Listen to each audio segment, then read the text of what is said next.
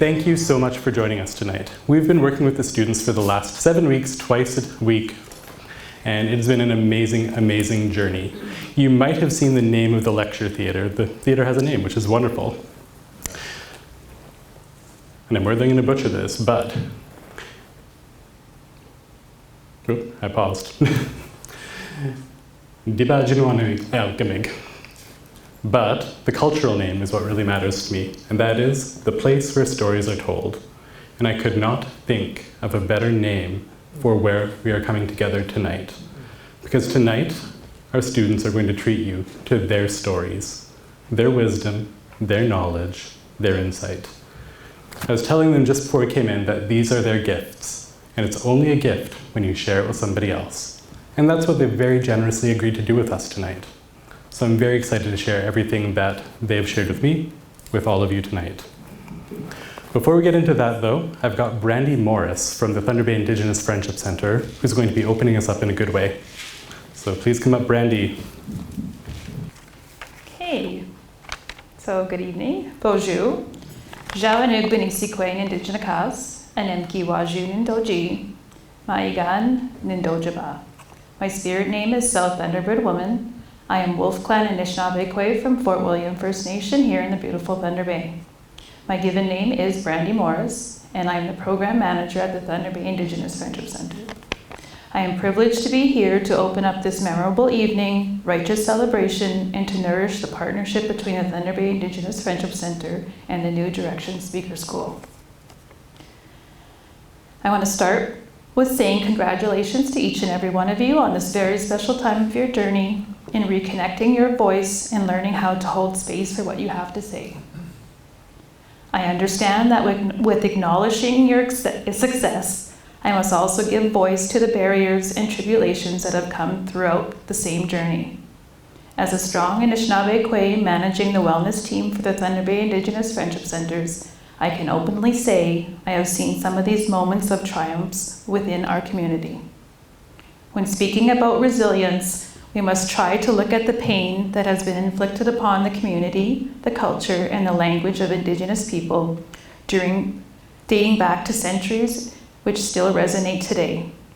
This has been felt by our ancestors, family members, friends, ourselves, and our children. It's through this pain that our people have been resiliently asked to show their strengths. Through resiliencies, we reclaim what is meant for us. We connect with our families and our roots. We connect with our land, our language, and our own spirit. We speak to our ancestors and ask them for guidance and wisdoms so we may carry the strengths forward with us. Reconciliation cannot be done without allowing ourselves to speak within the depths of our souls on behalf of our people. We must see the 7 grandfather teachings as our guide to lead within these times. Be humble and remember we are all on our own path in finding our own voice. Lead yourself with bravery and know the importance of your words. Be honest and the message within your speaking will shine through. Speak your truth to your audience and allow them to trust what you share. Call to your ancestors for their wisdom to help you decipher what it is that needs to be heard. Respect those around you and honor their voices in return. Lead yourself through love, and it will ensure that you do what is right for your own good soul. To find our way to reconciliation, we must look to the past and what our ancestors know. We must trust in the teachings that are ingrained within us as Indigenous people. It is through these teachings, medicine, language, and wisdom that we may walk our own path of healing and resurgence. Down here. Hopefully you can still hear me. So now I'm just going to sing normally we sing a traveling song at the end of our journey, but I think that you guys are almost at the end of your journey, so I'm going to sing a traveling song for us.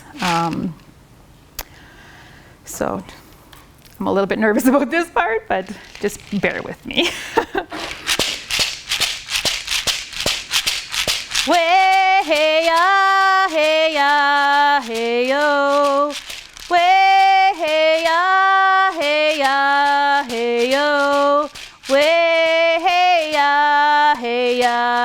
hey yo. Way hey ya, hey ya, hey yo. Way hey ya, hey ya, hey yo. Way hey ya, hey ya, hey yo. Way hey ya, hey ya, hey yo. Way hey ya, hey ya, hey yo. Way hey ya, hey ya, hey yo. Way hey ya, hey ya, hey yo.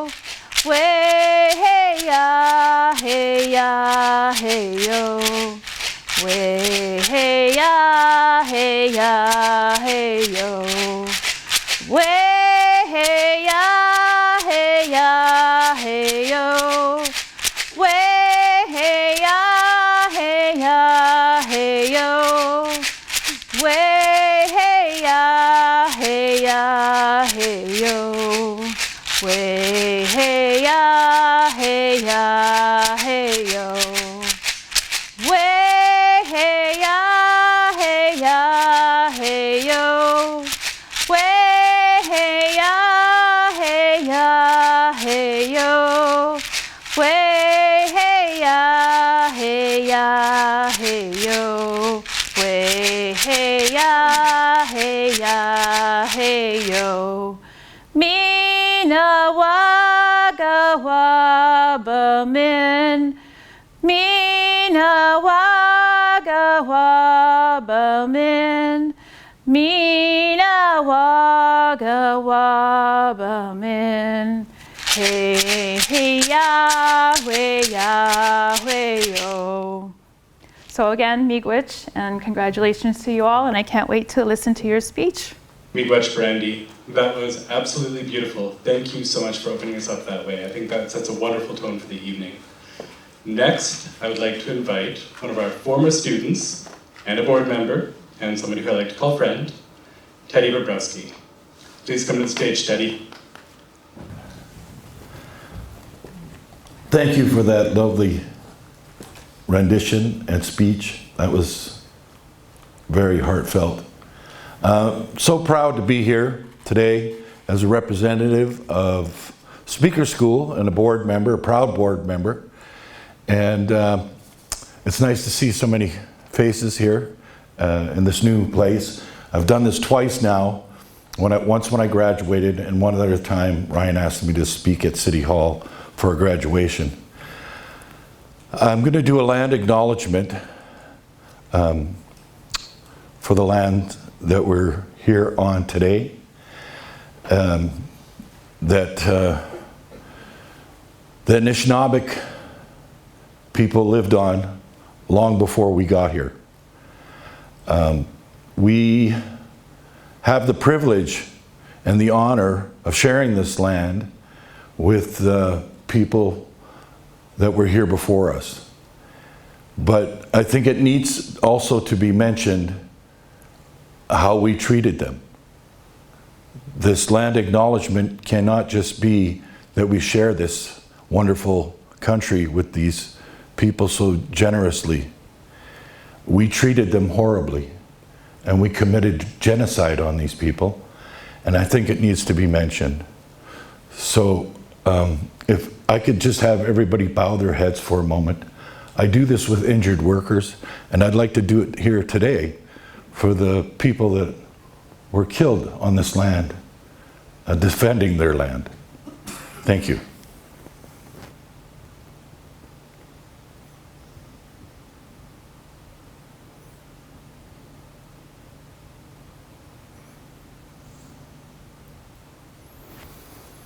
Thank you so much for taking part here today. I'm sure this is going to be a great event.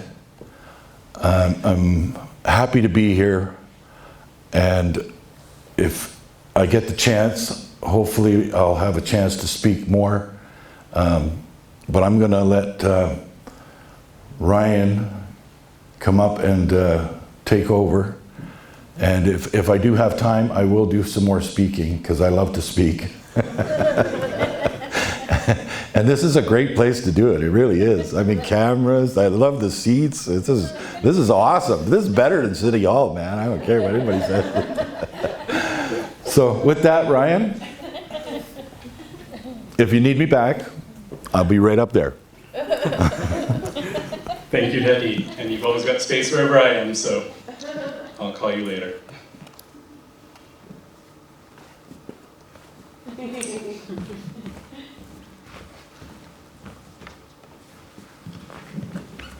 All right, well, I'm not going to take the stage too much longer because that brings us to our first graduate speech of the night.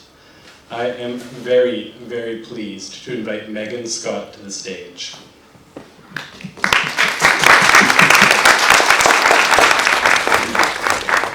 Good evening, classmates, teachers, and guests.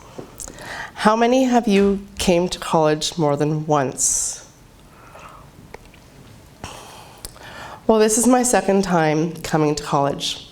Hi there, my name is Megan Scott.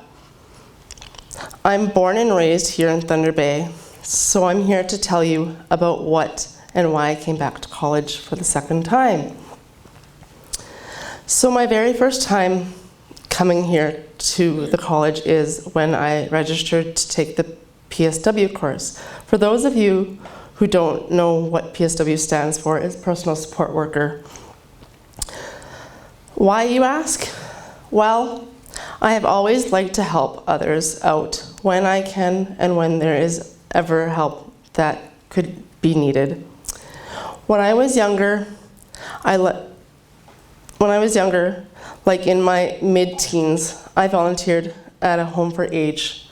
It was great and enjoyable helping them when they were having different things going on certain days, like game days, or even when they had live music come in for the seniors, and when they had tea and bake sales. My grandma and I would always volunteer at them together and enjoyed each other's time volunteering.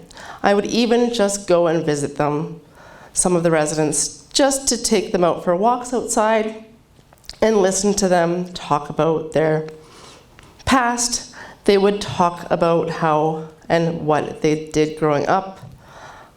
I did. Sorry.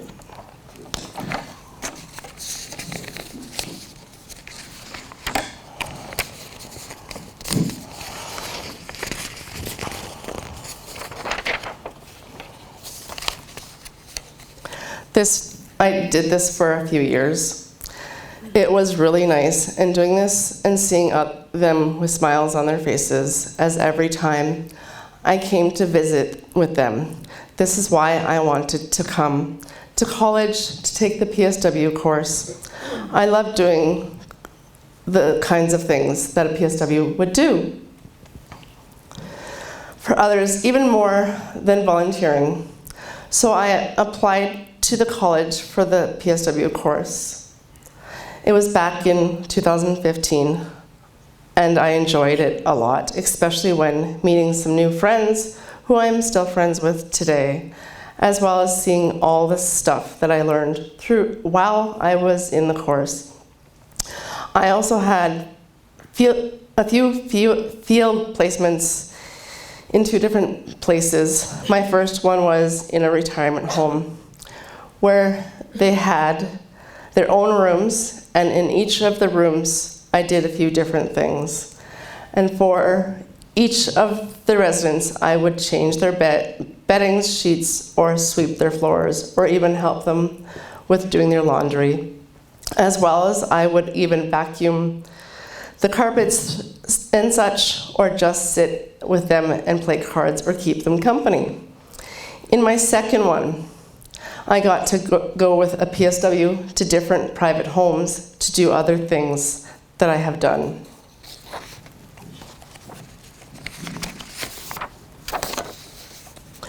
Before, or even some things different, like preparing meals or cooking. It depends on what the clients wanted me or the PSW to do for them. I also was able to help a few clients who were in wheelchairs transfers from their chairs to the beds, or even help with them getting dressed. I was training for a career as a PSW. So important things I learned in the PSW course is that I was able to use and do things I learned in classes or even in my placements in the field while I was going to college for the PSW course. I had a lot of support from my family and friends, which helped me through this course, and support from all of them. I can say I'm one of the 4 kids, and I'm 1 out of 4 kids, and I'm also a twin. I'm the only one out of the 4 of us that came to college and graduated with a diploma. So I have bragging rights to brag that I came to college and graduated with a diploma. When I graduated from the PSW course here at the college in 2017, I was able to find a part-time job as a PSW with a young girl in a wheelchair. We did a lot together, and she even learned how to take the good old city bus here, because that is how we got around. In the summer, we went for walks around the waterfront, or went to the thrift stores, or even went bowling.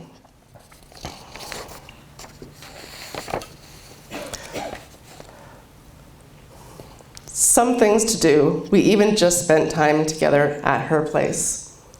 When the weather was crappy, or cold, or when there was too much snow to go out with. But again, I was able to use my skills, and I learned in this course to know how to transfer her to and from her chair. It was a positive change of pace for me from just graduating college to working with someone right out of college, out in the community. When I was finished working with the young girl, I was able to find a PSW job with a company here.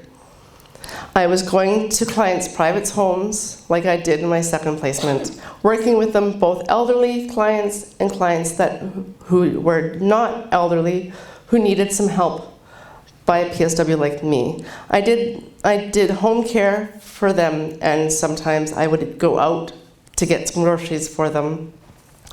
And ones who could not leave to go out, I would always be up to doing that for them, as well as watering their plants, or again,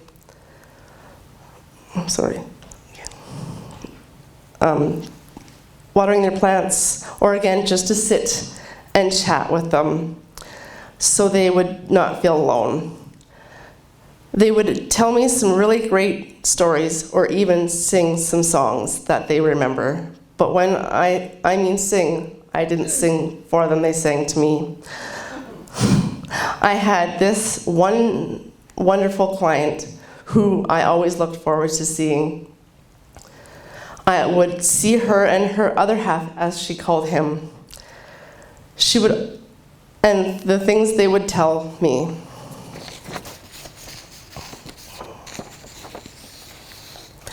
Tell me as what kind of things they did together as their jobs, or even things they did for the community here, for our city.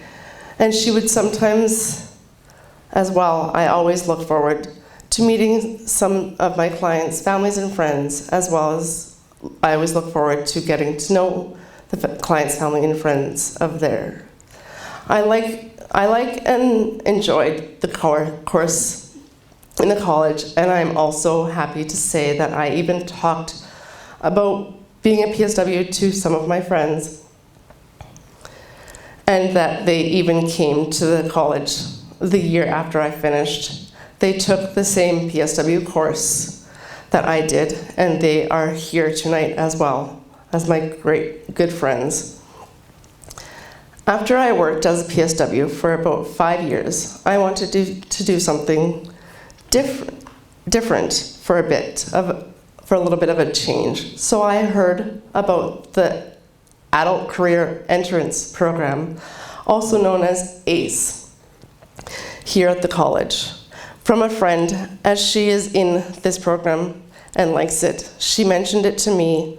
So one day, and then I had called to speak with someone to sign up for it, to come and register for this program.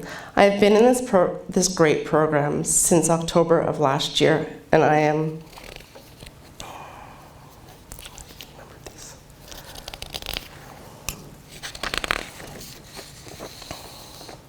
enjoying it as well.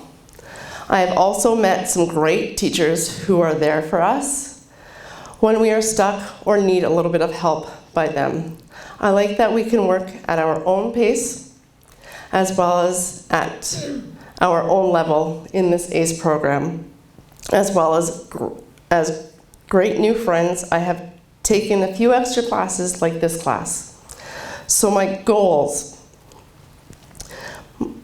for myself after I finish the ACE program is I would possibly try to find a job in the field of office work, or even something that I could use some of the stuff I have learned in the ACE program classes. I have taken here, like in the computer class, I have learned a lot more than I knew already that I have taught myself, or even from friends, or just try to find a job that I could use my new skills and more skills that I will have after I graduate from the ACE program.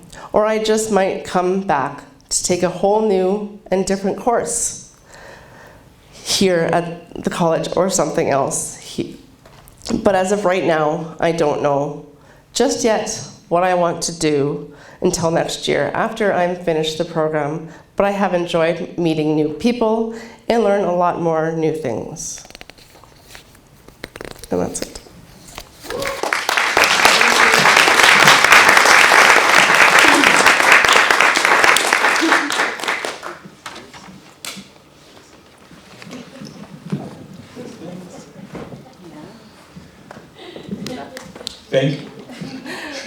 Thank you so much, Megan. But you don't get to go anywhere yet. One thing I was remiss in sharing earlier is that we've actually got a panel of allies of Speaker School and also advocates and speakers in their own rights who are going to offer some gentle and constructive feedback to our speakers. I would like to invite one of them to come up and share some feedback with Megan. We decided we would stay here and just speak really loudly. Is that all right? You're getting a mic. Okay. All right. Megan, that was terrific. That was really quite amazing. First of all, congratulations on all your accomplishments, both the PSW degree, your work in the ACE program, etc. I hold PSWs in very high regard. And congratulations on your graduation tonight. This speech helped us understand the journey you've been on, and you told that story really well. I like the personal details you put in. You painted pictures occasionally so that I could see you walking, with friends that you were helping. I could sense your sense of pride in each of the steps of accomplishment. All of that was in your speech, and good for that. I like that you occasionally looked up at us and you connected directly with us in eye contact to share your story as well. Really well done. Thank you very much. Thank you.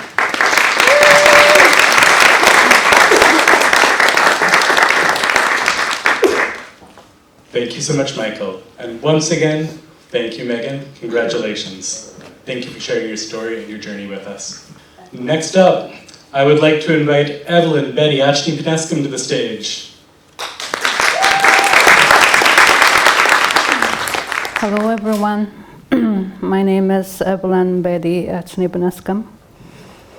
I am originally from Webekwe First Nation.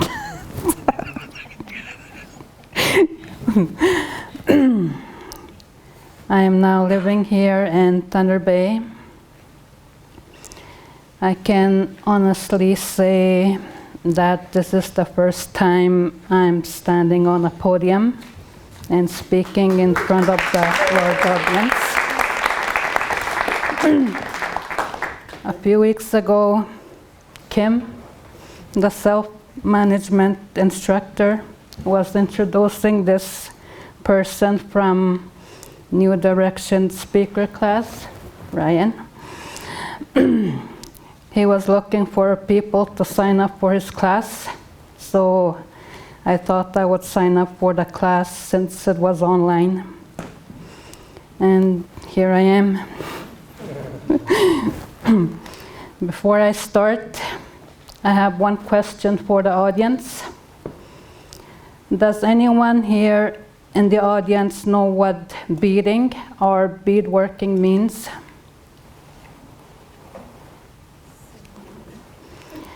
Beading is a form of arts and crafts, gathering beads onto the threaded needle. There are two types of methods I use when beading. The one needle method and the two needle method. Either methods used can tack beads down onto the beading cloth or other fabric that is good for doing beadwork on.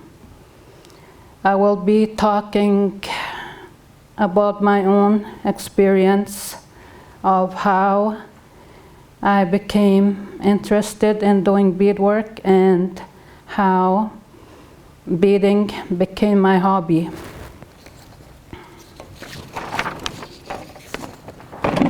Oops, sorry.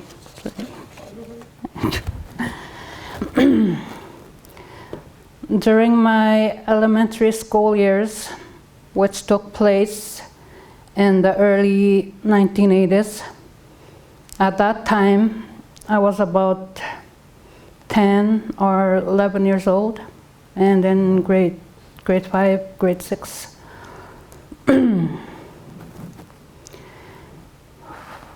My teacher announced in class one day that these Anishinaabe women would be coming in to teach us girls how to do beading techniques.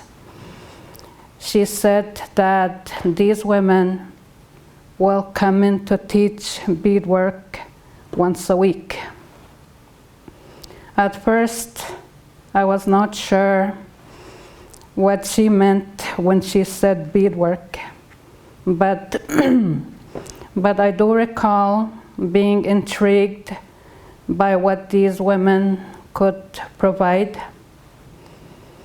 So that day came when they entered the classroom. One of the women, in her native language, gave a brief explanation of their purpose for being there. That they were there to teach us how to do beadwork. And they will come in the afternoon once a week. And it was part of the native language class. That was the time when the school started native language classes. And the native language instructor taught us how to write in syllabics. To this day, I am still learning. And today, in most schools in the communities, native language classes have their sewing class as part of their teachings.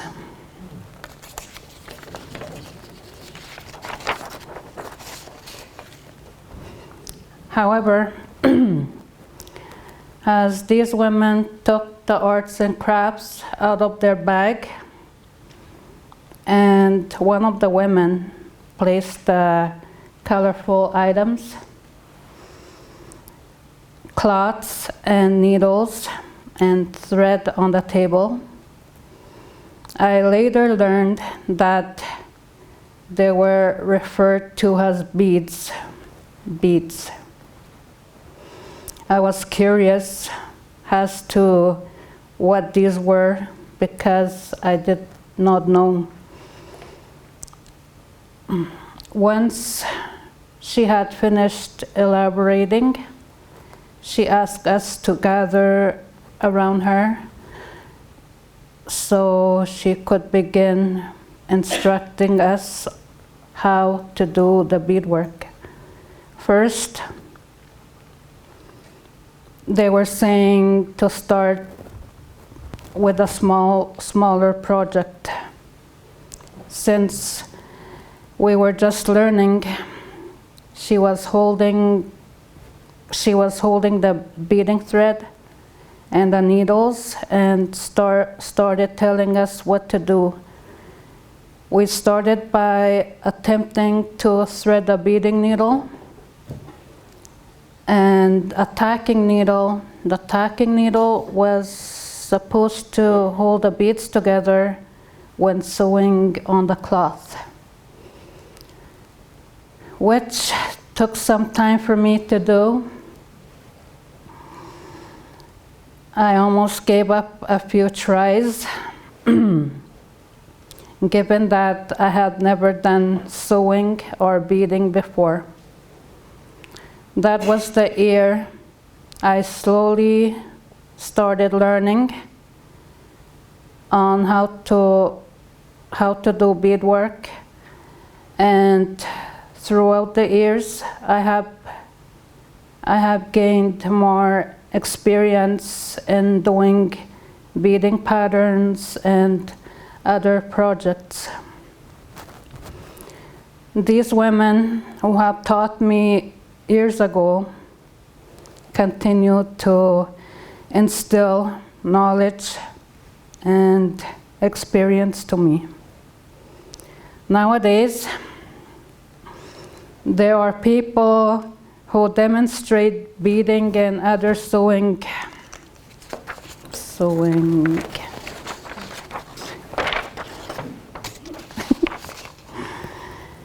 tutorials on YouTube or other websites. Back in my day, there were not any beading tutorials or websites, not even on TV. That is where these women came in to teach. Lastly, I have continued to bead as a hobby, and these women I'm talking about are long gone already, and I am appreciative of the lessons of these Anishinaabe women have taught me. Thank you for listening. Congrats.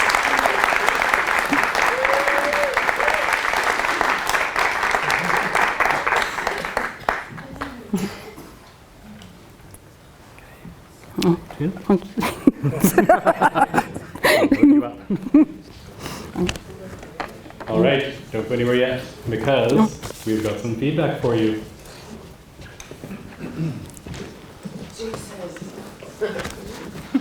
Thank you. Well, first of all, thank you very much for the speech. It was very, very educational. I am not overly familiar with the process and whatnot of how beading works, but the explanation you gave was very educational, very enlightening, and I could see that there was a touch of shyness there. And honestly, that's something that's very endearing to an audience. Like an audience, and this is something I've learned through teaching and through acting and whatnot, is that the audience is not there they're not rooting for you to fail, they're rooting for you to succeed. And you heard the reaction from the audience a few times where we were in there with you, so it was really nice. It takes guts to put yourself out there, and I say that to everybody. I saw that you were making a good effort to make eye contact, that you were, asking a question. That's always a good way to start. Jeez, I'm getting a lot of feedback here. But it's a good way to get the audience involved, get them interested in what you're doing. And also, it's nice that you explained what the significance of it was to you. So that gave us a little insight into why beading was important and what it can mean to somebody. So, thank you.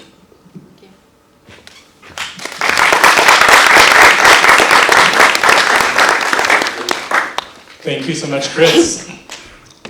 You're allowed to leave now. Stay, I mean, we're happy to have you up here too. All right. I'd like to invite our next speaker of the evening to the stage, and that is Marion Boyce. Come on up to the stage, Marion. Hello, good evening, fellow graduates of Speaker School, faculty, staff, and board members, and board of directors, and everyone. I am Marianne Boyce Nisnikas, and I'm from Saskatchewan Lake First Nation. And I'll give my speech about my experience and how I got into academic upgrading at Confederation College. Last March, I was going to my neighborhood committee kitchen that I participate in every month with Ante Works and Thunder Bay Housing to teach us how to cook healthy meals. Then I was told it was canceled. Just kidding. But they were having a course, Introduction Computers from Confederation College, academic upgrading. And Professor Barbara Benoit asked me if I wanted to go back to school and start Introduction Computers through academic upgrading at Confederation College. Then I said yes. I told him, and she told me come back at 12:30. And I said I'll be there at 12:30 sharp. Just kidding. And it was a 12-week program. Then after that program was done, they told me I can go back to Confederation College and continue my adult education programs, to continue finishing up my Introduction Computers. And I finished it in March, and I finished it in August last summer. Then in the fall I started academic upgrading programs.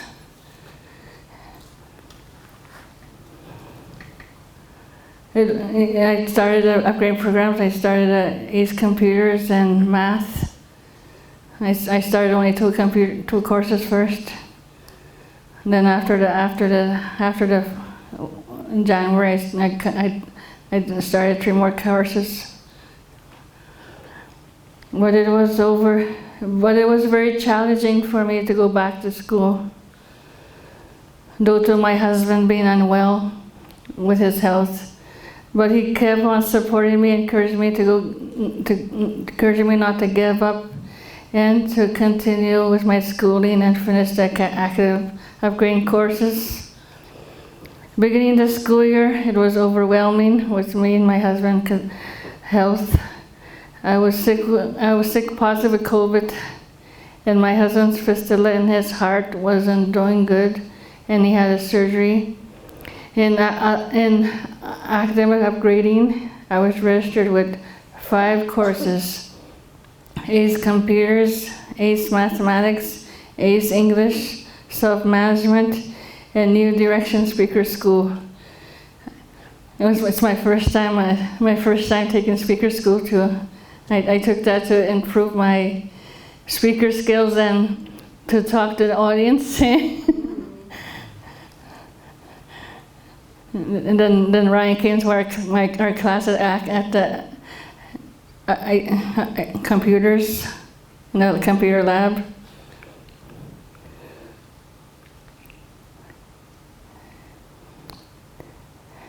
And to continue beginning the school year, like academic upgrading, I was registered with 5 courses: ACE Computers, Mathematics, English, Self-Management, and New Direction. I completed 4 courses with academic upgrading. I completed Introduction Computers, ACE Computers, Self-Management, and New Direction Speaker School. And in the fall, when the continue with my other 2 courses, my math and English. Then I'll be complete the adult education upgrading. I am happy that I'm accomplishing my education goal and went back to school. All my life I have been taking care of people, being a caregiver to my parents, my in-laws, my daughter, my husband when they were sick. I am still a caregiver to my ill husband and taking care of him 24 hours a day and 7 days a week, and still going to school full time. Thank you. Thank you. I am so happy I met new friends in my classes. I love my professors.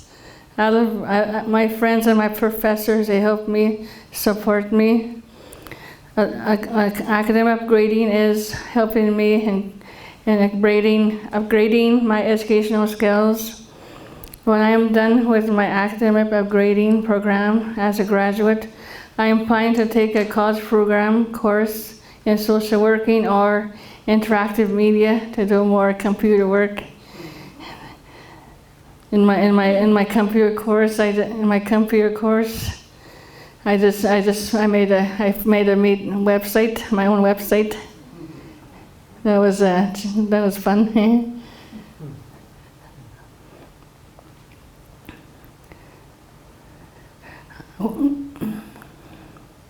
In conclusion, overall, I am so happy that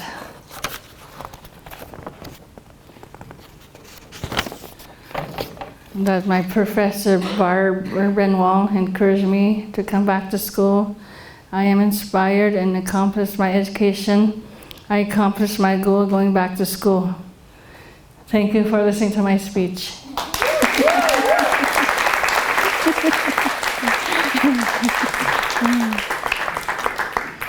Do I take my speech too? Just kidding. Thank you so much, Marianne. I'm going to stay up here for a moment because we've got some feedback for you. Okay. Oh, wow. My certificate. Oh, thank you. I have so many things that I want to say to Marianne. I'm the coordinator of the academic upgrading program, and all of these students are in our program and make me incredibly proud. The resilience that you show goes back to the kind of opening statement about the importance of resilience and how powerful it is and how inspirational it is. So that story of starting out at the community kitchen in the neighborhood, doing intro to computers, and then taking the brave step of coming to the college and doing all of those courses, still looking after your husband, is just a testament to the just incredible strength that you have. So, the speech was beautiful. You did a wonderful job. Your smile radiates through this whole space. Your enthusiasm when you said to Barbara that yes, just the way that you said, yes, I'll be back, that sort of enthusiastic, emphatic, like, this is a chance for me to really change what's happening in my life. And so the fact that you were so open to take that step and walk through that open door is just an amazing thing, super inspiring. So the speech was wonderful, but the strength that you demonstrate that's something that I will always remember. Thank you. Thank you. Before intermission, we've got one more speaker. And this is actually not only a Speaker School alumna, but also one of our current board members. I'd like to ask Tracy McKinnon to come to the stage. Thanks, Ryan. Now I have to be careful what I wish for. I asked Ryan to put, how did he write it here? Alumni speech. A couple of days ago, I didn't realize I was going to be on the program. So I don't have anything prepared, but I have enough speeches over the years I'm sure I can draw from. Glad to see Michael out here with Kim. I did see Kim. Oh, she's gone. No, there she is. I was talking to Kim when we were waiting to come in, and I said something to her like, it's only been 6 months, and not a lot of people know I was literally dead 6 months ago. I actually had died 3 times during the holidays. Well, everyone was around. There's Christmas trees celebrating Christmas with their family and friends. I was dying in the hospital. I know Michael's going to catch on to what I'm going to say in a minute, but I had PCP pneumonia. And I'm alive in here. Yeah, not many will pick up on that, but I know Michael just did. That's a testament to, as Ryan said, and I think it's been mentioned. I graduated in 2013. I wasn't in a very good place then, but the facilitators I had were a husband and wife team, and they're no longer here with us, unfortunately. They didn't even know. My fellow students didn't know how bad of a situation I was in. I don't talk about that a lot. I just try and focus on the good, but I can say that actually New Direction Speaker School saved me. I had one night away just to be by myself, and yeah, it was my saving grace. And that was like 11 years ago, and I've done many things, and that's why you haven't seen me around in the media much in the last 6 months, but here and there. But before that, I was quite, what I'm looking for, noticeable and trying to do everything. I'm just trying to be everywhere and trying to do everything and just trying to I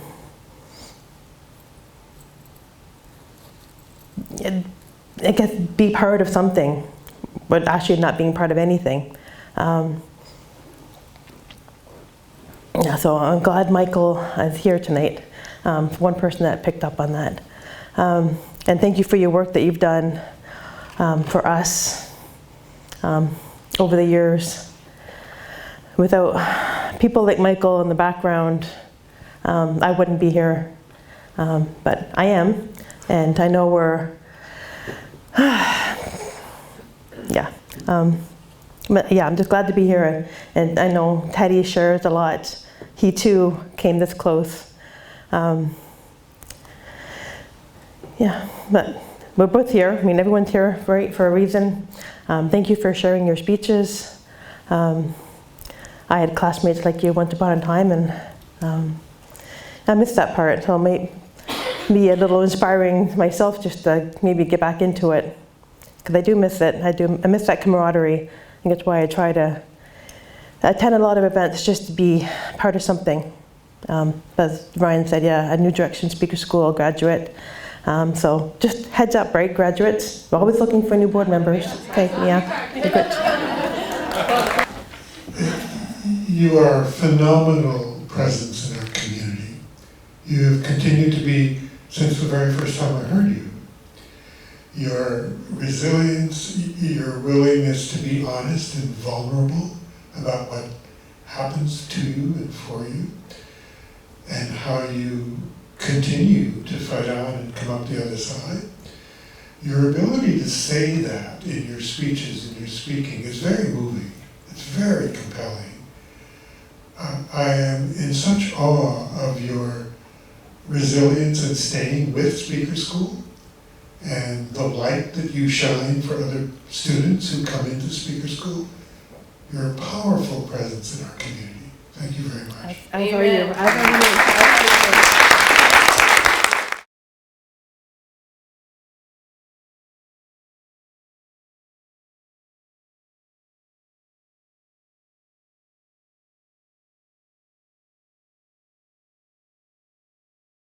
All right.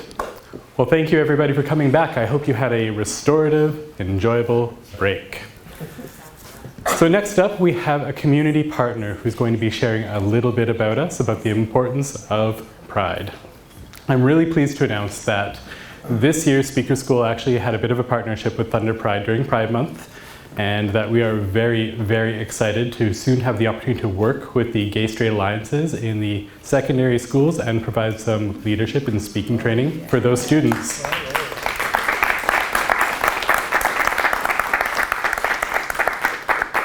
And so this is a connection that we had through Thunder Pride. We couldn't have done it without them. And today we've got Pastor Steve Loweth, who's going to share a little bit with us. Thanks, Ryan. Hello, everyone. It's great to be here this evening. My name is Steve Loweth, also known at work as Pastor Steve as well. But I really do thank you for inviting me to be here tonight. Just a little about myself. I've been married to my husband Lionel for just over 20 years. And we're both United Church ministers. And we moved to Thunder Bay just over a year ago. We were both called to churches up here after living and in our vocation down in the Toronto area. We're really pleased to be up here in Thunder Bay. We absolutely love this city. We love the community. We love the surroundings of this wonderful place, and give thanks for the land that we're on. But I'm also a new board member with Thunder Pride. And as you know, that's an organization that advocates for us LGBTQ plus community, and is also a main organizer for the Thunder Pride, for the Thunder Bay Pride Parade Festival, and all other events that are happening during this month of June. So I hope you've been able to take some of that in and enjoy some of it. Now, I understand this, being invited here, that the New Direction Speaker School teaches public speaking, as we're hearing from all of you tonight, leadership, advocacy skills as well, and especially through the raising of social justice issues. And I think that this is absolutely wonderful.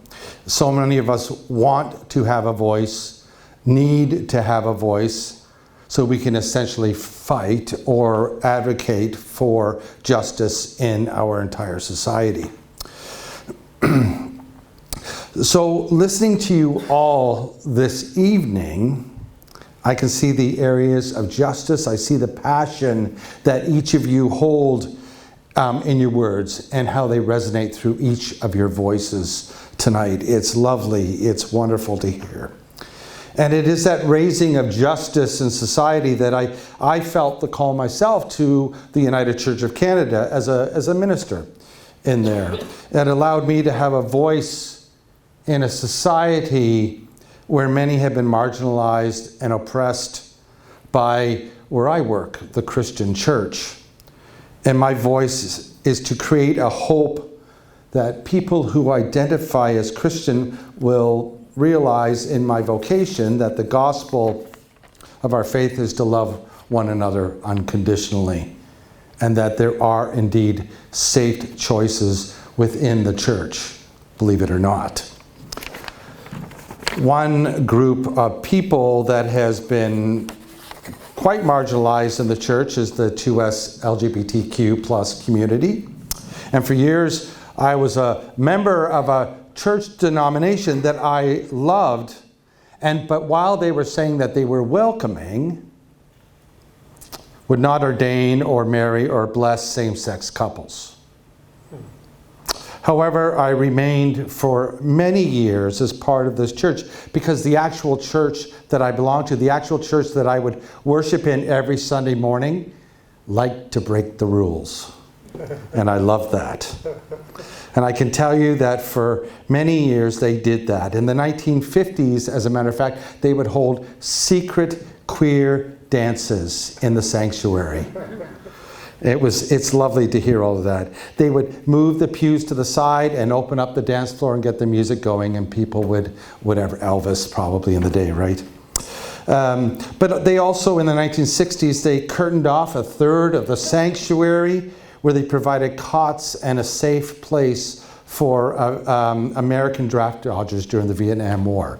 And that is just incredible. So it was hard to leave that church, but after a while, this denomination that we were part of just refused to change their rules. And even to this day, while they still say they're welcoming, still have not changed the rules as far as marriage goes.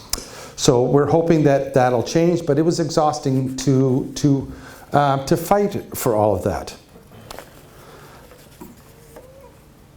But I'll have to say that today the 2S LGBTQ plus community still lives in fear, in particular here in Thunder Bay. You know, under this sticker that's here around my neck is just a plain white tab. And that is what I normally wear. It's my uniform as clergy, as a minister in the United Church. But during June, I wear this. But for this month of June, as I've been wearing this, I've experienced some fear because I've experienced homophobia. When I wear this, I can tell you I went into my local Tim's near my church and experienced some of it, and it was really difficult just because of this. Our voices are often silenced by extreme homophobia that is amongst us. So that's why it's really important that organizations such as Thunder Pride are there for us. To support them is to support the 2S LGBTQ plus community here in Thunder Bay. A community which is oppressed at every corner that they turn. To support them with a voice of protest or a voice of reason or a voice of love will hopefully help society move from one of hatred to one of inclusive love. I know that's a hard thing to try and get, but we hope that one day it'll happen. My passion, my call is for the church and to the 2S LGBTQ plus community. And with that, I'm called also to advocate for all marginalized people in the best way that I can. But right now, what's important to me is my voice, listening, and being present. So far, I've really enjoyed listening to each of you. When you were talking about beading, it reminded me when I first came to here at my congregation of Westminster United Church, they have what they call a shawl ministry. So I decided to learn how to knit. And I can't tell you how many times I unraveled it from the knitting needles. And I haven't knit in the last couple of months because I felt like it was too difficult, but thank you for that. I am going to pick up my knitting needles and continue, and I will learn. And so thank you for that lived experience and that story that you told tonight. I know that each of you that are here tonight, that are up here speaking, the students, you've all faced your own lived challenges on your own. So my hope is that being part of this course, you have each learned about effective communication and public speaking, and I even understand some group facilitation work as well. So my hope is that you will take all of these new skills to raise as much awareness for the social justice issues that you are most passionate about. So I offer congratulations on your accomplishments, and I thank you for being gracious and also listening to me tonight. So congratulations to all of you.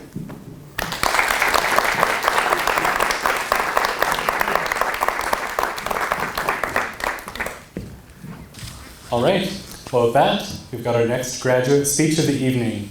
I'd like to welcome Phoenix Kirk up to the stage.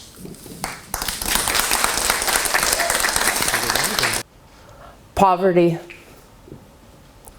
We're all just a paycheck away from homelessness. I once was a local business owner, very successful for 20 years. After closing, I had to go and work for others. COVID changed our lives in so many ways.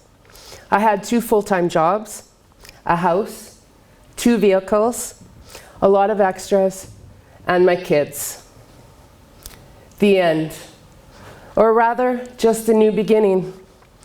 Once I had lost everything, I didn't know where to turn. But I was on the streets, so I had to do something. I lived in tents, a tree swing, and even an abandoned building. I told everyone I could where I was and what I was up to, until I couldn't. Living on the streets. It wasn't easy. But I did learn that our city had so many organizations to help. I became a professional homeless person. My mission then was to help others in my position. 3 things. 3 things that every homeless person really wants. I bet they're not what you thought they were. Everyone thinks if you're homeless, you want 3 things: drugs, alcohol, and sex. Not true. I learned that by living on the streets and helping others. Do you want to know what the 3 things are that homeless people want the most? Fresh vegetables or fruit, something to read, and water. I would have never known that if I didn't become a homeless person myself. I lived every day helping others as much as I could, bringing them those 3 things, as well as clothing and blankets when it got cold out. Winters. Winters were the hardest, but I learned that I could try my best to find a safe and warm place. Street life. It was a whole lot of crazy. There were nights when I feared for my life, and others where I felt like I was safe and loved. It wasn't real love, but it was a kind of love that took me inside as opposed to living out the stigma. Getting past the stigma of what it was supposed to be like being a homeless person, or at least what people thought a homeless person should be. I was told on many occasions I didn't look like a homeless person. My reaction? What does a homeless person look like? I want to make sure I get it right the next time I see you. I was going to prove to everyone that homelessness did not mean being dirty, using drugs, or drinking. At least that's what I thought I was going to prove. I had to become a lot tougher living on the street. There were times when I had to fight for my belongings and anything that meant something to me, including my phone, my money, sometimes myself. Did I want to fight? No. But I had to. It was the way of street life or death. Watching people overdose in front of me became an everyday thing. What I realized was I could also help them, and I did. I recovered so many people, and they owed their lives to me. I became friends with many I never ever thought I would, and it got to the point where when I went to one side of town or another, people were happy to see me. They called Phoenix in such a voice that I felt loved, and I knew they felt safe whenever I was around. The sad times. There were many of them. And I let myself hit rock bottom. My pain was something I couldn't deal with. And even though I said I would never do it, I became addicted to drugs. It was my ultimate low. I'm proud to say that I've beaten that addiction and now work to help others with theirs. I'm currently working on a book that will hopefully help others in our community, and they will beat their demons, just like I have. It may take me a while, but with my lived experience, I know I can help so many others in our community. My name is Phoenix, and just like my name says, I will rise from the ashes of my former life, spread my wings, and fly into a new and beautiful life. Thank you.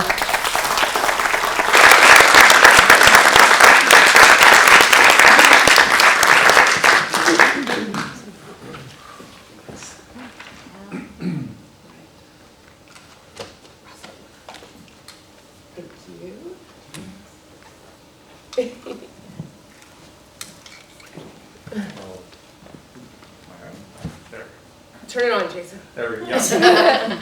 Yeah, usually works better when it's on. Well, first of all, I mean, in a way, I really don't know what to say, but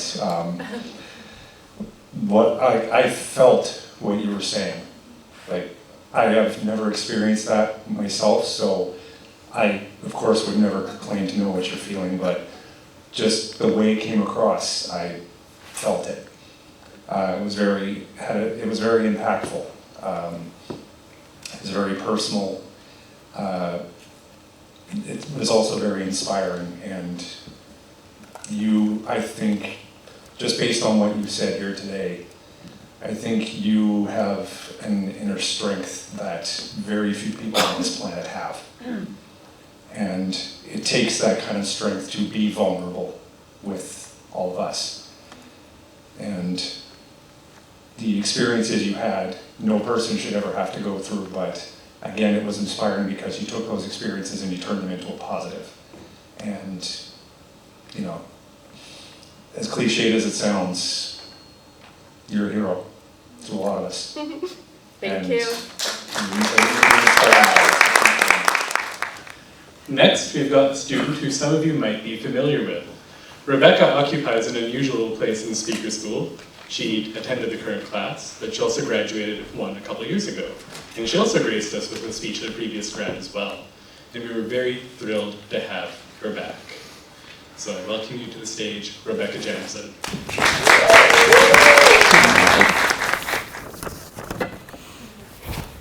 Raise your hand if you know what a wooden duck and a tire company have in common. Okay, one person knows. And you don't count because you're my wife. That's why she's married to you. Yeah. In 2012, Lego actually broke the world record for the most tires made in a year at over 38 million tires. The company also started with a wooden duck, not plastic bricks. A wooden yo-yo like this one. Airplanes, cars, household goods like ironing boards and Christmas tree stands were all the work of a carpenter whose name I'm going to mispronounce despite my wife writing it out. Old Kirkenstein. My Dutch sucks. Imagine the year is 1936. There are no cell phones, no Netflix, no internet. You have to go outside to play. You had to make your own fun. You're in a small town in the middle of nowhere, and there is a carpenter who has decided to start concentrating on making toys. He changes his name to Legot, meaning play well, illustrating the kids' right to play. Fun fact for those in the audience who love a good language fact, Lego in Latin means I assemble. That eventually gets shortened to Lego. The one message, play well, has stayed with the company through the last 90 years. Lego has a remarkable history, starting with the duck story. This one has always been one of my favorites, as my grandfather was a carpenter and took a great deal of pride in his work as well, so it's easy to relate to. The son walks into the dad's office, and I'm paraphrasing because I can. Hey Dad, I made us extra money today. The dad says, oh, how'd you do that? I only put 2 coats of varnish on the wooden ducks instead of 3, because I figured we could cut costs, because it's only going to the co-op, so I saved us money. The dad said, don't you know that's wrong? I want you to go back, fetch those boxes, unpack them, and put another coat on them, and take them back. You're not going to bed until it's done, and you're not getting any help. You'll do it all on your own. That story has become the basis for Lego quality. The company motto is, in fact, only the best is good enough. Up until the 1960s, the company had done both woodworking and plastic bricks. The new system of play. There was a fire in the woodworking company, burning it to the ground. So a decision is to be made. Focus on rebuilding or change the company to plastic bricks. Choice that could have changed history of a magnificent toy as we know it. Needless to say, we know what choice was made. It was to go with the bricks. Shortly after that, a constitution is written up for the Lego company. This contains the 10 Lego characteristics. Unlimited play possibilities for boys and girls, enthusiasm to all ages, play all year round, stimulating and harmonious play, endless hours of play, imagination, creativity, and development, more Lego multiplied play value, always topical, safety, and quality. The Lego system means that all the elements fit together and can be used in multiple ways and can be built together. This means that bricks bought years ago will fit perfectly with those bought in the future. It means that this set that my dad had built with will fit and work on any of my sets. That set's actually older than I am, in 1989, for those who want to know. It means that that a Lego element not only has instant value, but will keep its value always. We will always make sure that all bricks from yesterday, today, and tomorrow fit together. In the 1950s, Lego decides to update their sales strategy. The toy has to be compact in its dimensions without limiting the free expression of imagination. It has to be reasonably priced. It has to be simple and durable and yet offer unlimited variety. It has to be suitable for all children of all ages and for both boys and girls.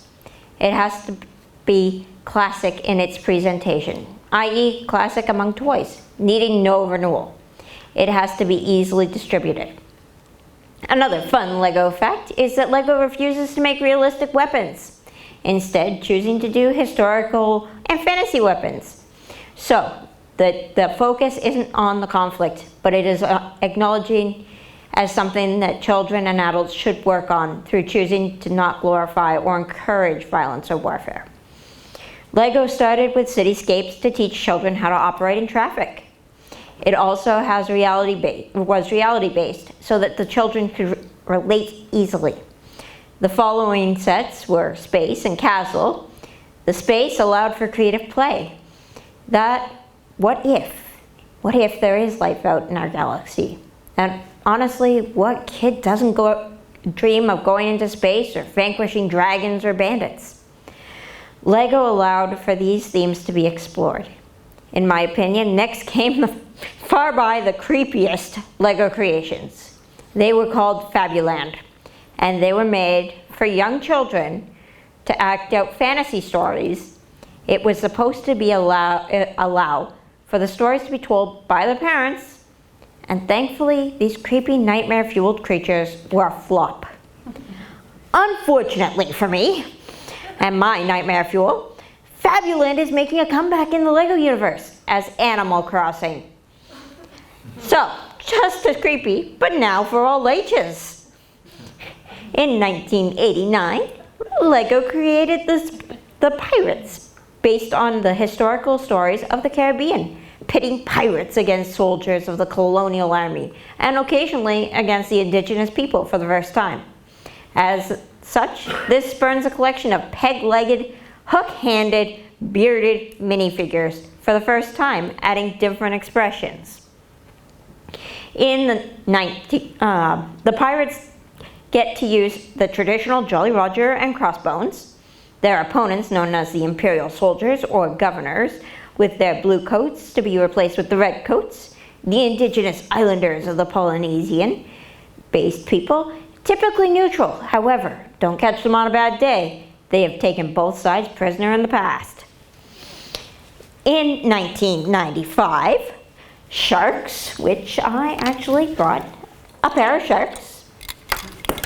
Nope, that small one was from a 1995 set. The little fella here. And then this guy is from a more recent set that I stole off my wife tonight.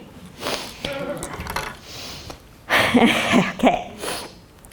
So, in 1995, sharks, monkeys, and skeletons were created. However, the skeleton itself was actually made a full decade before it was released, with the designer often being told off for creating a dead or unalive minifigure. I.e., this little fellow. Isn't he cute? I think he's cute. After this, we get things like Lego Rock Raiders, Mars Mission, and a whole host of other amazing themes. It's not until the partnership with Star Wars that minifigures receive their first skin color changes. And I brought this little fellow to display that.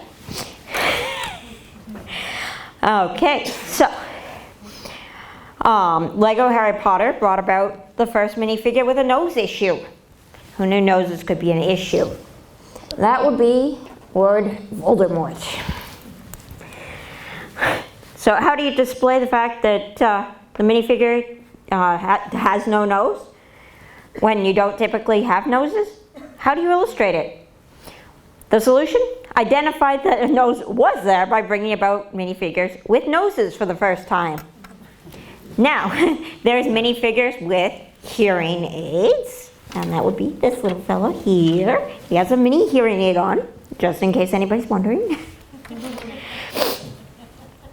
Now, there hearing aids, colostomy bags, glasses, wheelchairs. You see, Lego has at its core always been inclusive, even going so far as to send out the Lego letter back with a set in the 1970s attached to the instructions.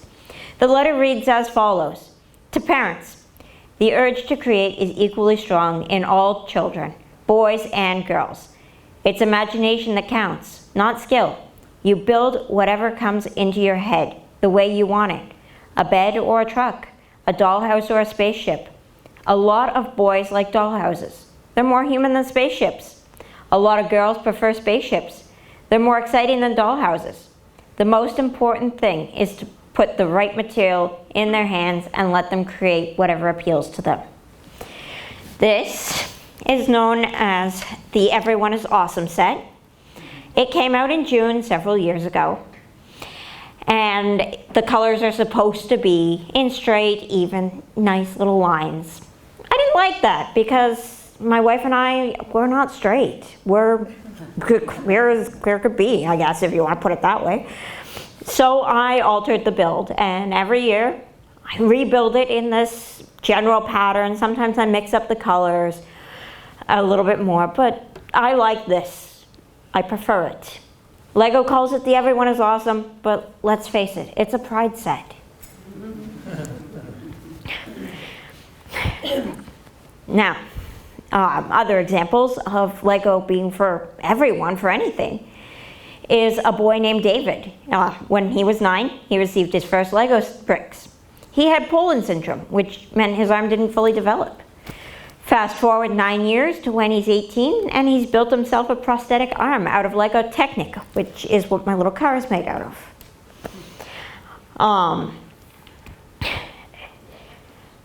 And now he builds arms for kids, and the plans to build arms are up on the internet for anyone to use.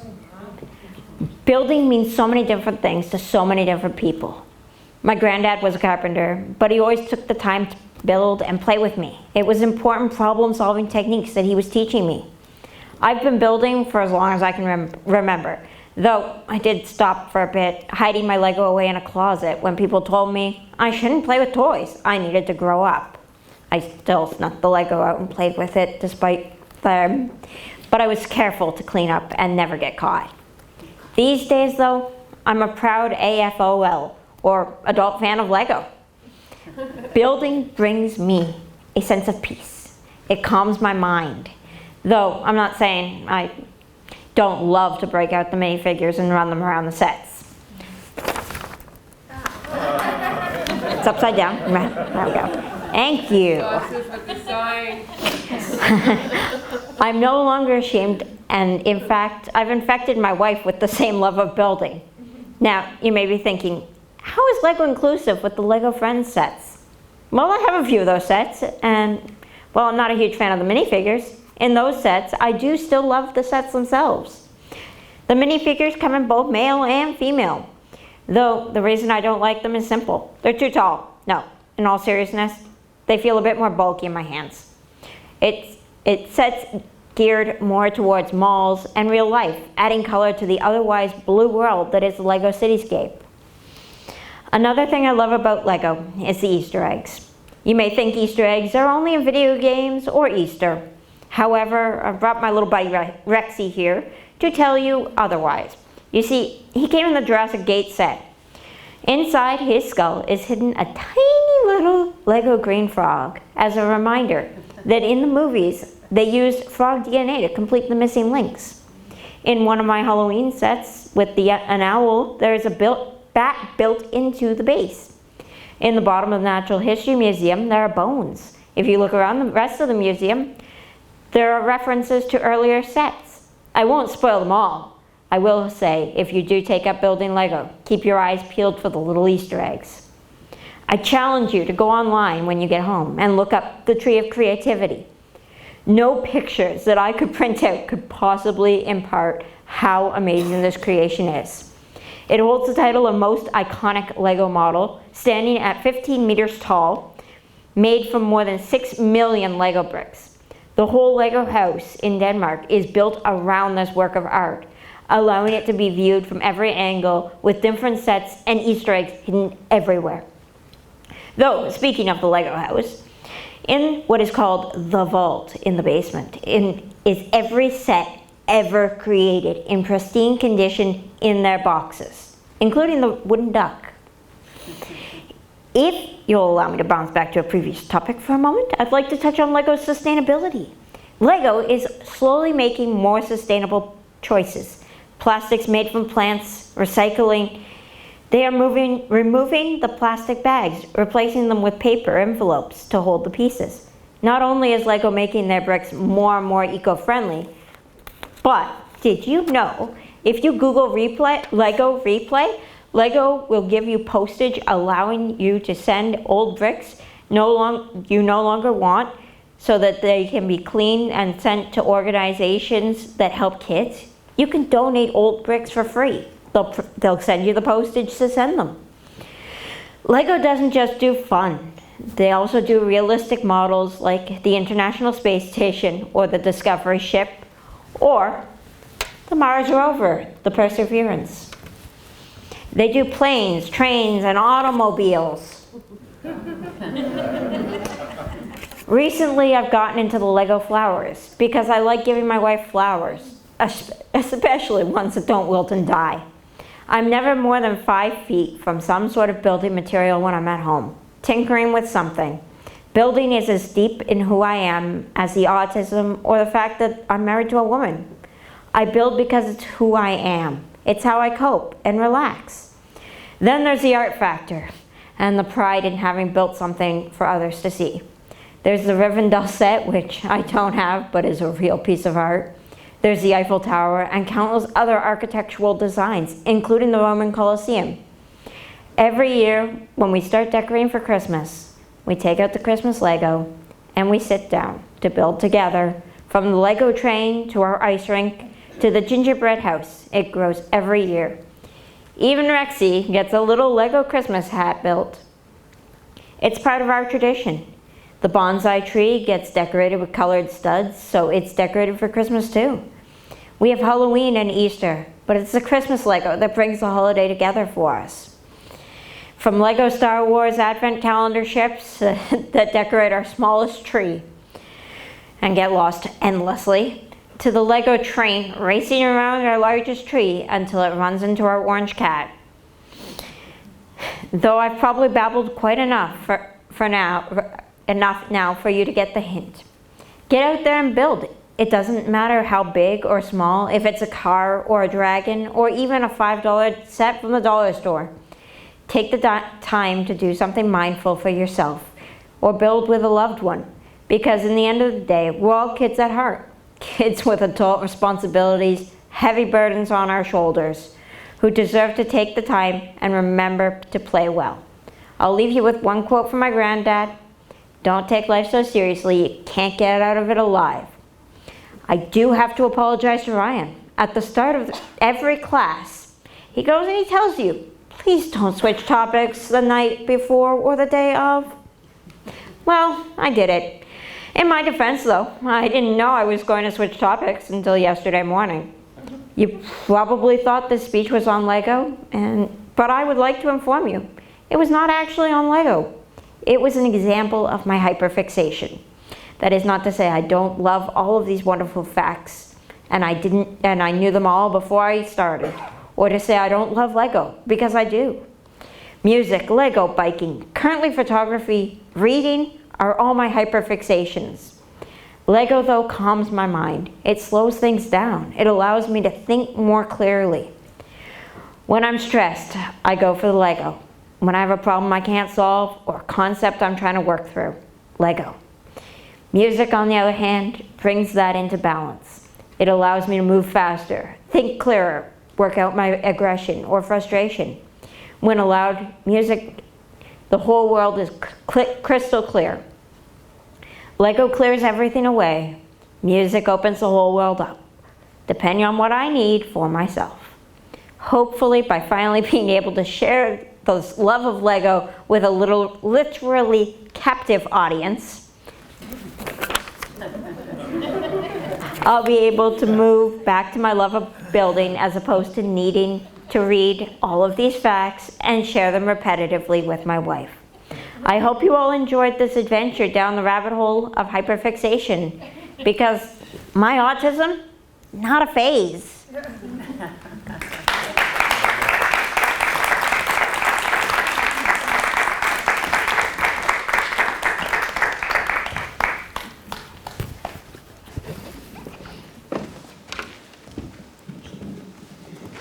Wow, Rebecca, that was like a demonstration of the most perfect speech I have maybe ever heard in my life.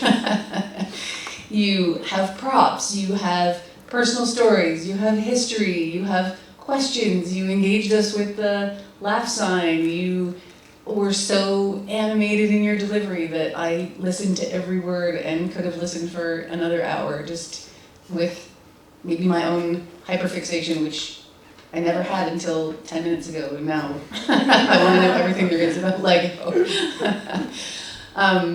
Like, what a performance. That was just an incredible, all-round, fantastic speech that surprised me at the end in the coolest possible way. So, congratulations, that was really cool. The only maybe minor criticism is that maybe we could have been closer to you so that we could also be playing with your toys. It's a little bit heartbreaking to be captive back here and not up there with the toys. But thank you, Rebecca, that was amazing.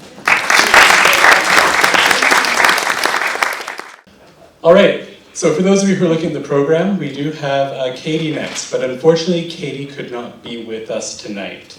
But she is still absolutely a member of the Speaker School family and plans to attend a subsequent graduation and maybe take the course again if she likes. So that brings us to someone, I was going to say, actually, applause for Katie.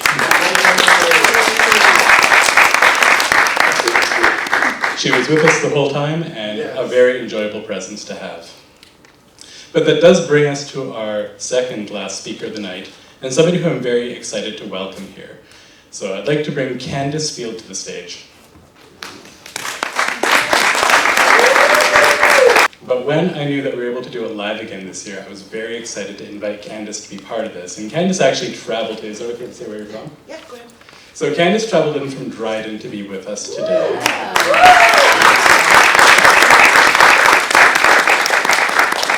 And so now, for the first time for Candace, she gets to do this with an audience, yes. Live. Thank you, Candace. Thank you. Hello, everybody. My name is Candace, and thank you for coming out tonight. I'm 48 years old, and I went back to school. At this time, I'd like to share my journey with you. I'll start by taking you back to when I had better things to do, like party, rather than go to class. You see, I was 15, and I already knew everything there was to know. Because I knew it all, I landed myself in a Phase 1 open custody facility. In my words, jail. I was there for 8 months. Needing something to do, I took correspondence courses from my hometown high school. When I got back home, I kept up with those courses until I became a mom at the age of 20, and then again at 21. School got pushed back. Only 4 credits left to graduate. I was busy being a single mom of my 2 kids, my younger one having major disabilities. And for me to explain that, we'd be here all night. My life revolved around doctors, hospitals, my family, and how I was going to pay the bills. School was so far away, it never crossed my mind. When my kids got to high school, I would say things like, you better get your grade 12. Don't be like me. I'm nothing. I didn't get mine. I had a very low opinion of myself, which led to bad relationships and me preaching to my kids. When my older child was in grade 11, he said, "Mom, just go back." So we looked into it. At that time, I was told that the curriculum had changed so much that I would have to start right from grade 9. I was horrified, as if I could go back to grade 9. I have too much on my plate. I was a single working mom. I had responsibilities. So I walked away from the idea of graduating and kept doing what had to be done. In 2015, I was in a car accident. I am now disabled. I have a brain injury on the right side of my body doesn't work right, which happens to be my dominant side. I spent the last 9 years trying to retrain my brain, and it hasn't worked out so well. In 2022, I was put in touch with Brain Injury Service Northwest Ontario. We call them BISNO. They help people like me, from just having someone to talk to helping us find a home. My worker has made a huge difference in my life, and he's made a lot happen for me. When he suggested school, I told him having to start from grade 9. He looked into it and found out I was given the incorrect information. So the two of us went and signed me up for Adult Ed, and I got started that day. I was excited and scared, nervous, the whole 9 yards. When Adult Ed got my transcripts, not one of my correspondence courses was on there. I was mad. What was the point? My entire high school career was for nothing. All my excitement was gone. My BISNO worker and the Adult Ed teacher and my family worked hard to pull me out of my self-pity. They're amazing people, and they set me up for school. I took a health and wellness course, and I think everyone should take it. It's a high school credit as well as a college credit, and I put everything into it. I felt ready for school. When I finished that course with a 94%, I've never had a grade like that before. I was so proud of myself for the first time. I took a math course and got 93, another great mark. Feeling really good about school now. My BISNO worker encouraged me to take a speaking class, so I thought, sure, why not? What a wonderful class. Ryan has helped me with my writing and my self-esteem. I was able to look at essays differently, even though I'd rather pick fly poop out of pepper with boxing gloves on than write another one. Between my family, my teachers, my BISNO worker, and my classmates, I can feel more like myself and less scared, more excited about what's to come. I'm looking ahead and not in the past all the time. I'm proud of me. And not only did I graduate grade 12 3 weeks ago, but I was also a valedictorian. Thank you.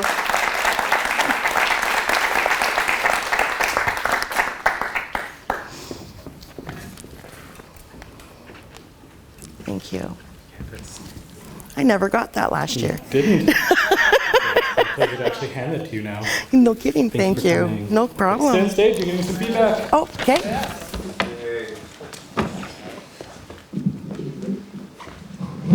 Wow, Candace, wow. Your speech exemplifies so many wonderful things about how to do public speaking.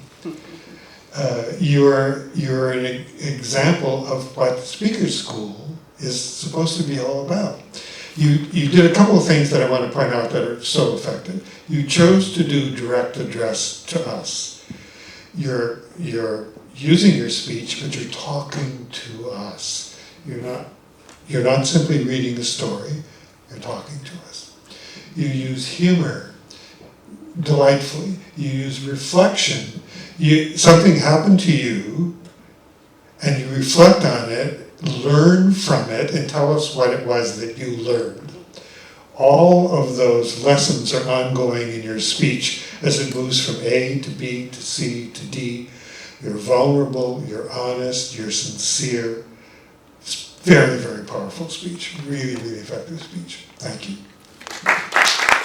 That brings us to our final graduate of the evening. So I'd like to welcome to the stage Sean Taruba. All right, so I'm happy to be here tonight, and this is a really amazing experience for me. I've never spoken in front of people like this ever in my life. Thank you. A quick backstory on why I'm here. There's a lot of things I want to do in life that require me to speak in front of people and to have a camera in front of my face, and that is to one day pursue film school. So I figured this would be the first step. Thank you. I'll begin my speech now. So, if you could have a superpower, what would it be? Invisibility. You could fly, you could choose to have super strength, or maybe you simply just want the ability to duplicate that last piece of cheesecake. I like that one better. Although it is thrilling to imagine these fantastical abilities, unfortunately, they are not realistic. However, what if I told you that each of us already possesses a superpower? One that does not involve capes or secret layers.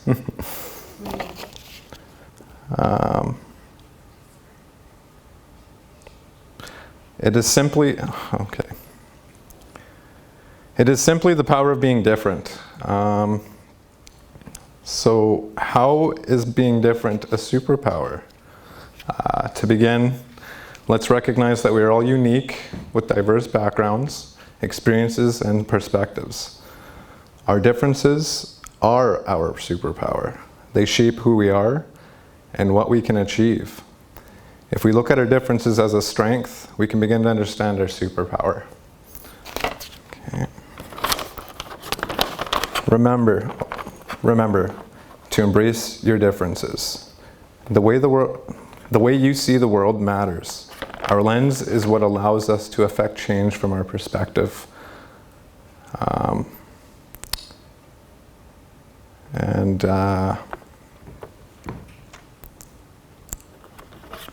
Oops. Let's see here. Regarding capes, do we have any villains in the crowd tonight? Right on. Okay. I got a question for you guys, another one. How would you use your power to change the world? Would it be through kindness, justice, teaching, or maybe something else?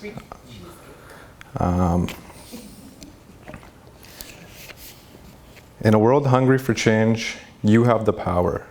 Your uniqueness is not a weakness. It is your greatest strength. So go forth, capes or not, and let's celebrate our differences. Remember, the way you see the world matters, and it is essential to embrace it. Thank you, and miigwech.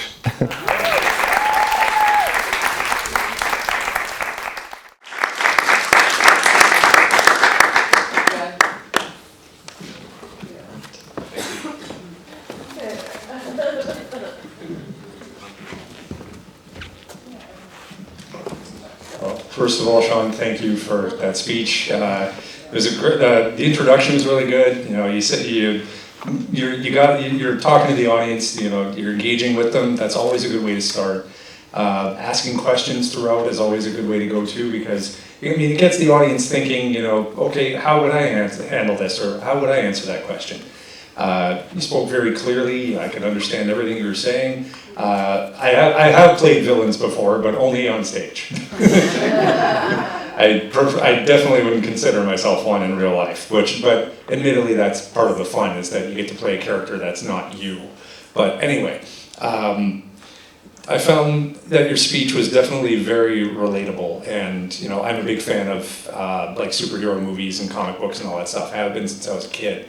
And, you know, I've always thought, yeah, if I could have a superpower, what would it be? And admittedly, you know, if I could have my choice, I'd be Superman, because, you know, he can basically do everything. But I always appreciated that he had a good moral center, and that he only ever wanted to do good in the world. And through what you said, that we all do have a power within us to do good. And that really connected with me, and I'm sure connected with a lot of us too. But yeah, your speech was great. It was to the point. It was a very relatable, and it was very entertaining. So thank you very much. Thank you so much. Because next up, I want to thank the Board of Directors of Speaker School as well as our administrative liaison. Once again, this evening, can I have the could you stand up if you're a board member?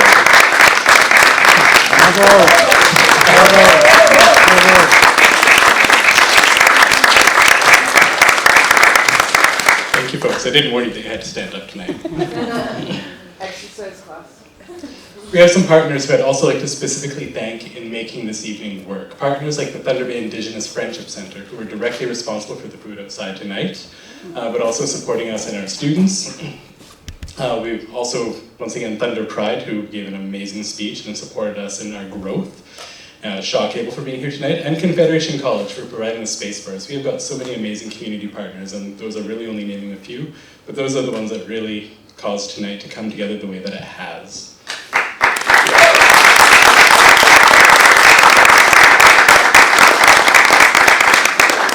She couldn't be here tonight, but I also do want to thank local author Deanna Ford. She generously donated copies of her book, Command the Stage, to all of our graduates, and has offered to make sure that all future classes of Speaker School do have copies of that book going into the course.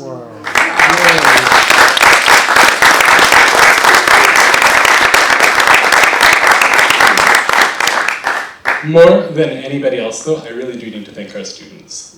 So I've taught Speaker School for 5 years now, and every now and then I think, I could have those evenings back to myself. But then it's the students who drag me right back in, because once again, it's your enthusiasm, your stories, your energy, everything about you, meeting people and getting to watch you on that journey is incredible. I've learned so much over the years from the people that I've gotten to interact with through Speaker School. So thank you for everything that you do, thank you for filling my cup, and thank you for sharing all of your enthusiasm, your wisdom, your joy with our community.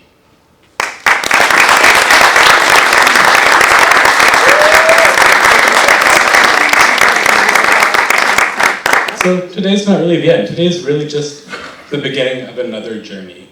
And to bring those points home, I'm going to invite two last people to the stage. The first being Sheena Campbell from the Thunder Bay Indigenous Friendship Center.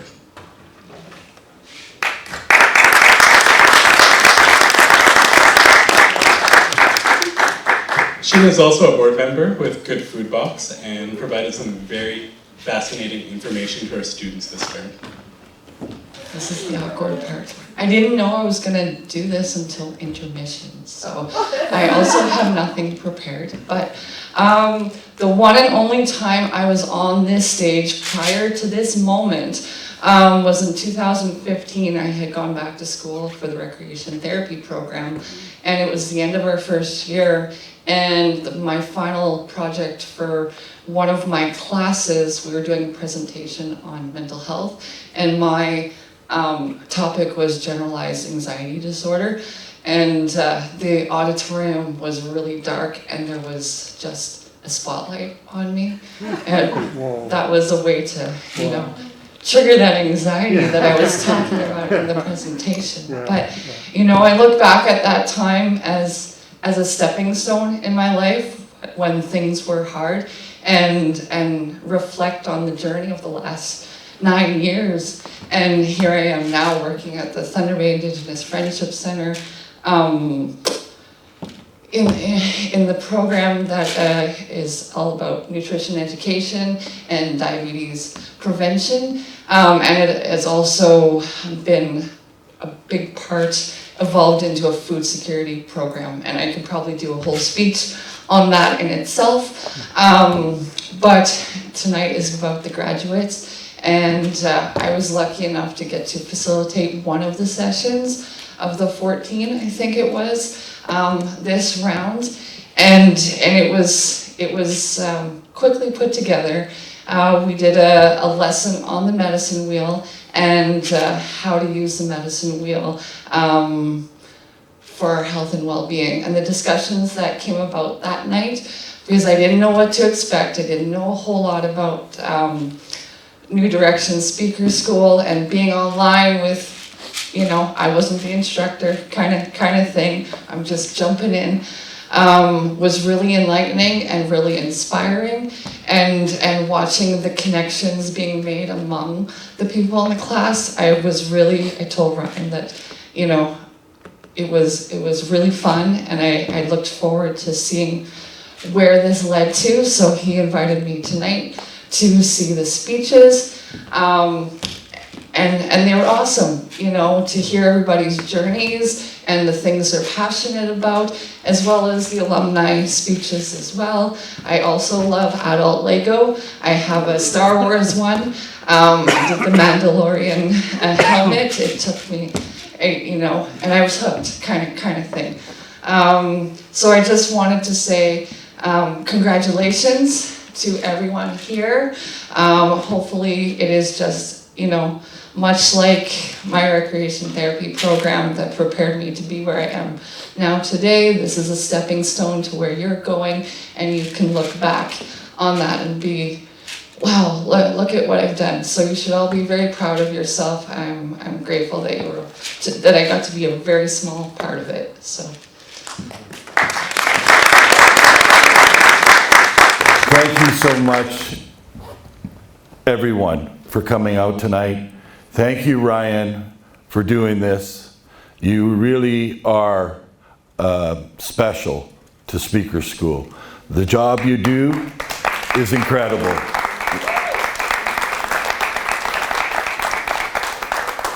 You're an inspirational individual. You know, I came into Speaker School because I joined the board, and I wanted to know what Speaker School was about. I thought, well, what better way to learn about Speaker School than go to Speaker School? So that's what I did. I went to Speaker School, and I was given what you guys have all been given. What have you been given? I think Sean spoke about what you were given. He says you have something already. You have a superpower. Well, tonight, you graduated with another superpower. The ability to speak in front of an audience of something you're passionate about. And that's what Speaker School is about. Advocating, speaking to an audience so they know your passion. And the world needs you more than ever. Today is just the beginning of your journey, not the end. Yeah, you graduated Speaker School and you did your speech. That's your first one. Don't let it end here. Don't stop. Take it as far as you can. The world needs you. It needs each and every one of you to speak up for injustice, corruption, unfairness, all the things that are bad in this world. Need fighters, need advocates, need people to speak up, stand up, show up. Now that's your job. And you've been given the ability to do it. You did it here tonight with flying colors. I'm so proud of every one of you. I related to every single one of you. Every story I heard, it was like, Jesus, I could say something about that. You know, you talked about things that were important to you, things you could relate to. It's just the beginning of your journey. Don't let this power dissipate. Don't let it go away. Take it and build on it. You can do it and become something you never imagined. Every word that you hear, every word that you read, somebody wrote it, somebody said it. Now that's your job. You got this power. What are you passionate about? What needs you? Look into your soul, look into your life, and keep doing what you did here tonight. Don't stop. This is only the beginning. I'm up here speaking, and I love it. I love speaking, man. This is just the coolest thing ever, man. I couldn't imagine. You know, when I was in school as a kid, I found all my old report cards, you know, and I'm going through these report cards, and I'm reading what the teachers wrote. And they used to call English a bunch of different things. They used to call it spelling and language, and I forget the other words they used, but it all had a bunch of different names, right? I failed it every grade. Every single grade, I failed it.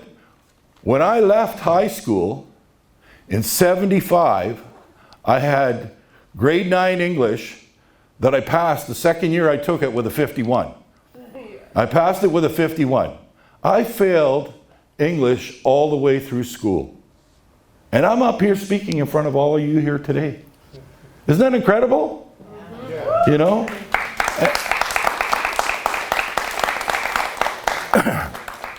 And these things that the teachers wrote, and I'm reading them as I'm going through my report cards, and I'm going, holy shit, they thought I was a friggin' idiot.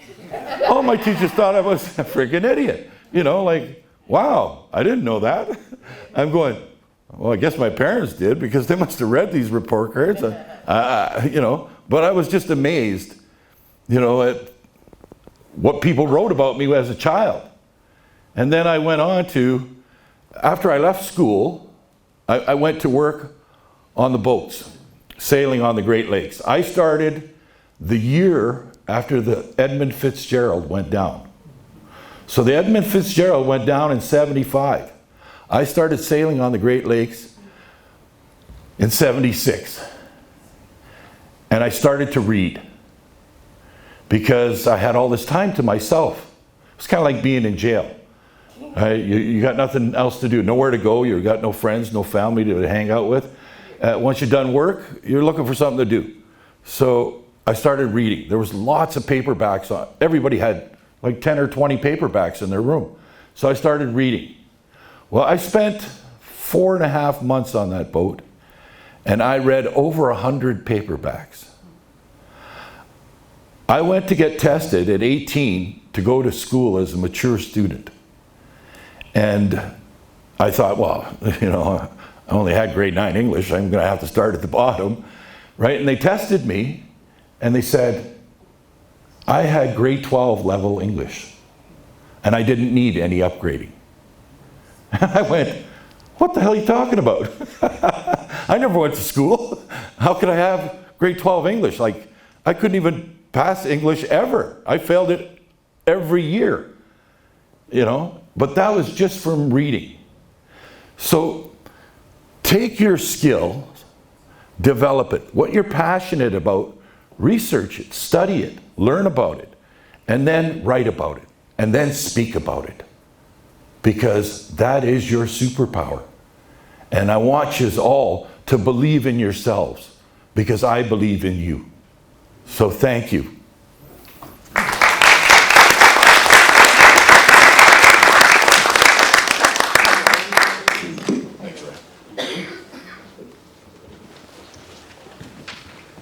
Thank you so much, Teddy. I cannot think of a better way to close our evening off. So, with that, thank you again for joining us. And I wish you all a wonderful evening and safe travels home.